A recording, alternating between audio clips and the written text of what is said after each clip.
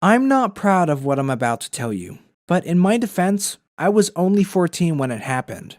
Okay, my mom died when I was little, so it was just me and my dad. You'd think that would make us really close, kind of us against the world, but I don't think he ever really wanted to be a parent. He always had something more important to do than spending time with me. Of course, I tried everything to get my dad's attention. One time I got into so much trouble that the police brought me home. I hoped my dad would get angry or show some sign of him being worried about me, but instead, he was just annoyed and told me I was an embarrassment. He also said I should sort myself out because I'd be an adult soon and would have to look after myself. I was so mad at him, but I tried one last thing to get his attention. I packed a bag with all the things I need to live on my own for a few days. Then I waited for a big storm, and when it hit, I went down to the beach with our canoe. Then I put a few empty pain pill bottles into the canoe and shoved it into the water. I let the canoe drift away to make it look like I'd fallen overboard. Then I checked into a cheap motel using a fake ID. I don't really know what I was expecting to happen next. I wasn't even sure if my dad would notice I'd gone.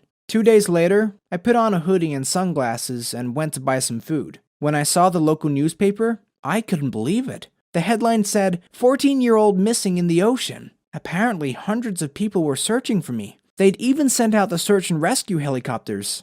In that moment, I felt so ashamed. I never thought so many people would go looking for me. I just wanted my dad to show he cared. I didn't know what to do, so in the end, I just went to the police and told them what I'd done. They took me home to my dad, but he wasn't happy to see me. All he could do was go on about how much trouble I'd caused him.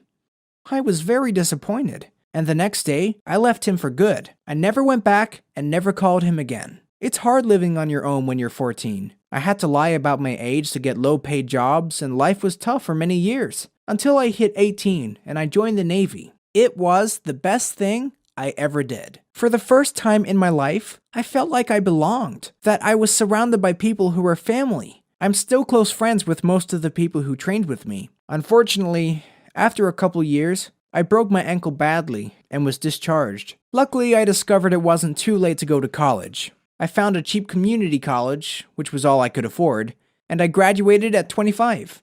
College changed my life. I met my wife Sissy there, and we have a daughter together. Being married with a kid isn't always easy, but I tell my wife and child I love them every single day.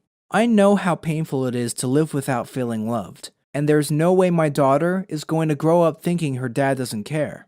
My childhood was tough, but it doesn't define me. Just because my dad didn't love me doesn't mean that I can't love my daughter and my wife. Thanks for listening to my story, and please subscribe to this channel.